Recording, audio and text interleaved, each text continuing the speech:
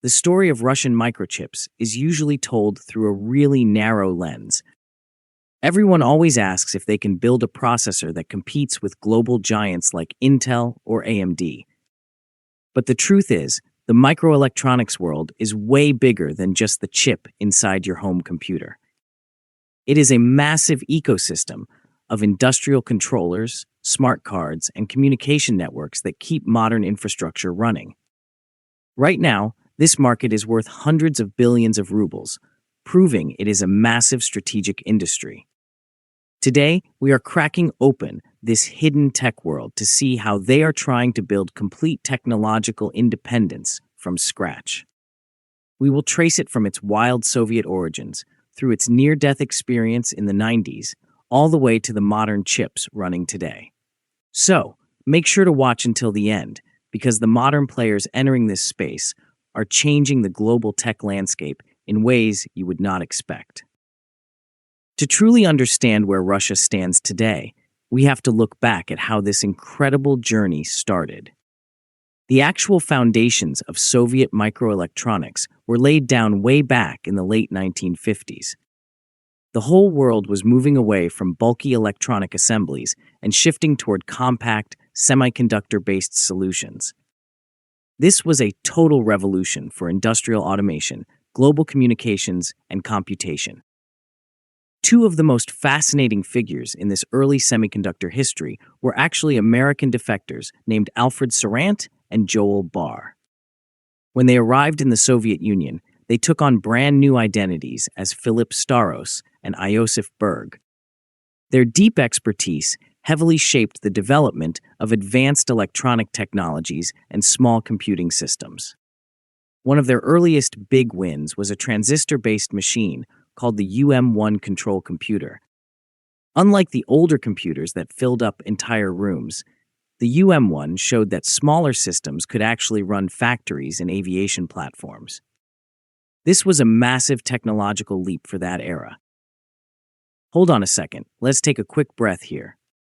This old-school tech history can get a bit dry with all the dates, but look at it this way.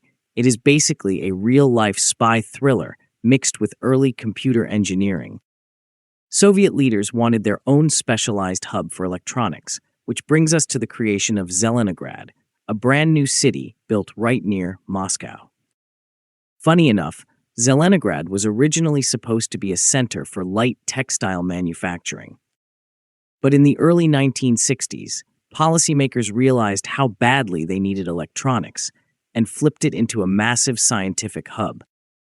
The location was perfect because it let them build a modern research and production ecosystem completely from the ground up. They built research labs, factories, colleges, and neighborhoods all at the exact same time. This created a unique environment where scientists and factory workers lived and worked side by side. A few key people really drove this unique ecosystem forward.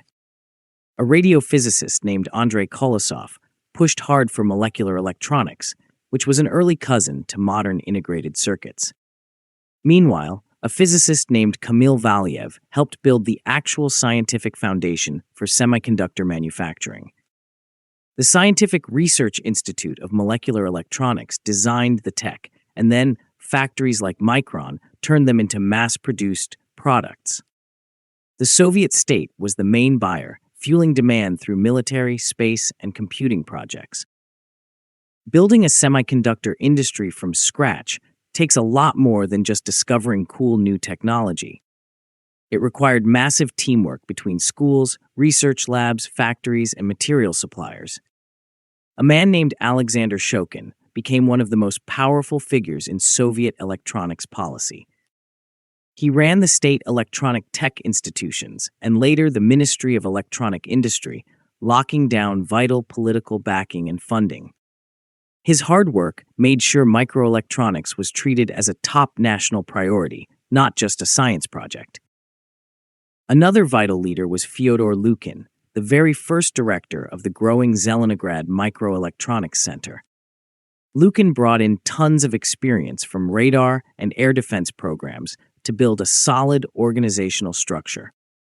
At the exact same time, big moves were happening in other regions outside of Moscow. An engineer named Yuri Osokin at the Riga Semiconductor device plant developed integrated circuits that shrank equipment size while boosting reliability. His work gave birth to the R12-2 series, which was one of the very first integrated circuits to enter industrial production.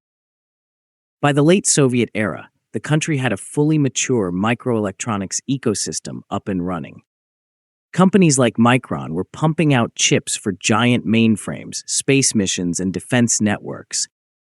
But remember, this entire setup was custom-built for a centrally planned economy.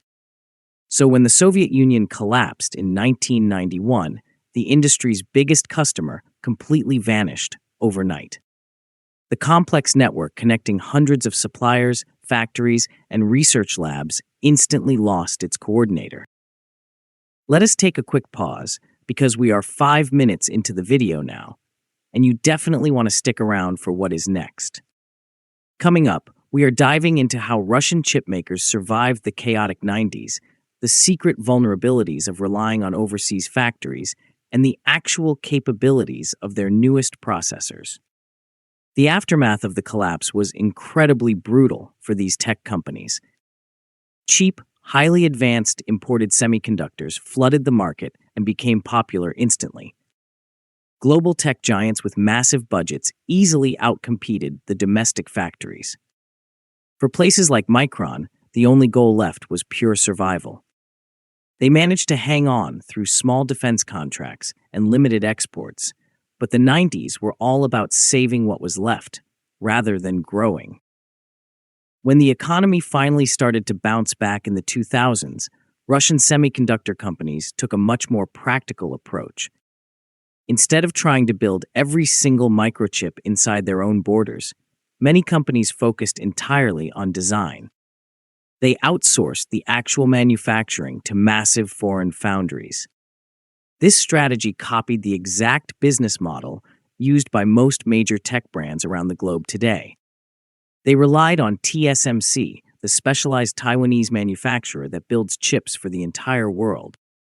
This deal let Russian designers get their hands on advanced chips without spending billions building domestic factories.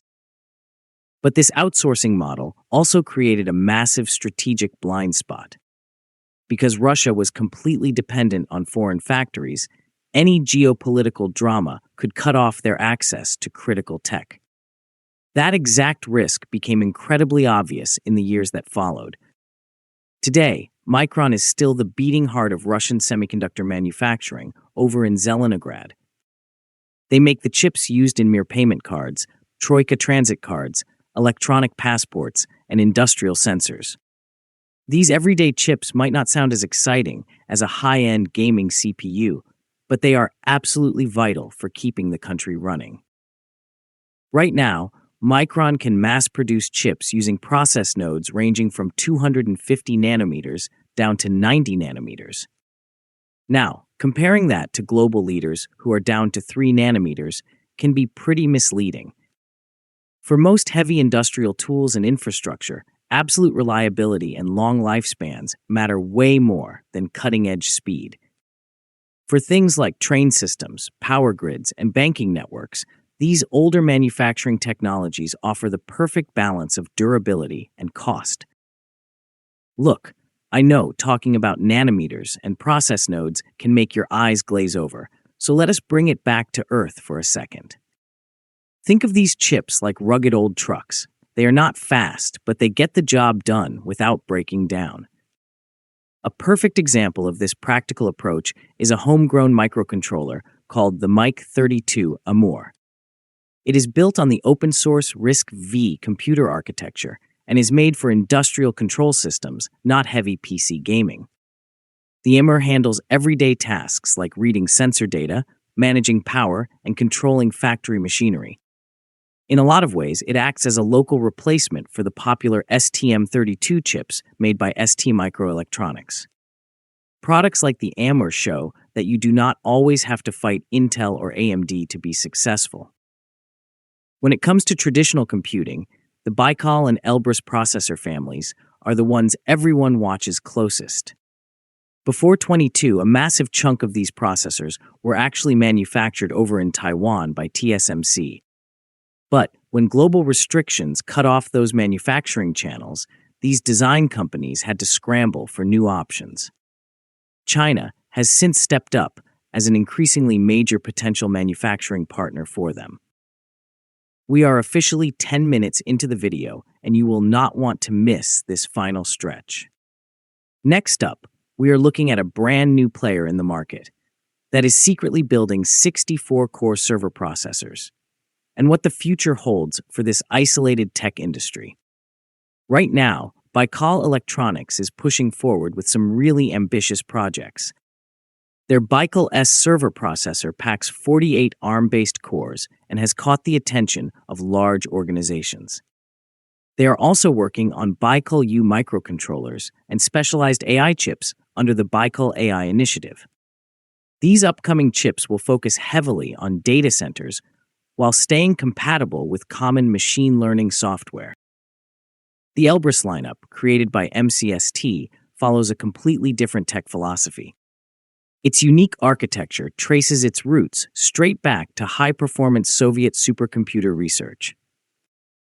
Because they fully control the hardware and software environment, it is highly prized for secure systems and critical infrastructure.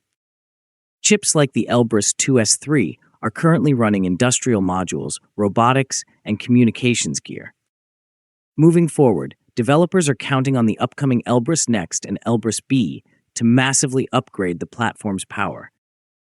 Today, a single state-run agency does not call all the shots in Russian microelectronics anymore.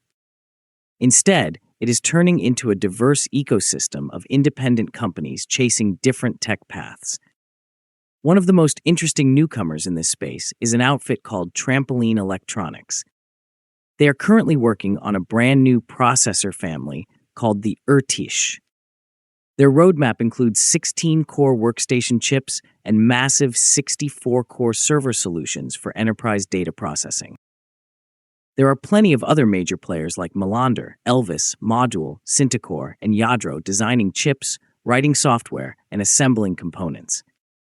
Plus, the supporting industries around them are growing too. A Belarusian manufacturer called Integral remains a vital partner for supplying proven electronic components. Meanwhile, outfits like GS Nanotech are handling the delicate work of microchip packaging and final assembly. Looking ahead, the future of Russian microelectronics depends on balancing economic realities with the push for total tech independence. Local demand for reliable domestic components is skyrocketing across government offices, banks, transit networks, and factories. But they still face some incredibly steep hills to climb. To truly compete with global leaders in advanced AI hardware and graphics tech, you need mind-boggling amounts of cash, advanced factories, and cutting-edge research. Yet, this industry has shown a ton of resilience over the last several decades. From the birth of Zelenograd to the dark days of the 90s, they have consistently found ways to evolve. They might not match the most advanced semiconductor ecosystems out there today, but this strategic sector is steadily gaining momentum. We thank the people who have liked and shared the videos and subscribed to the channel. We also thank the people who have hyped the videos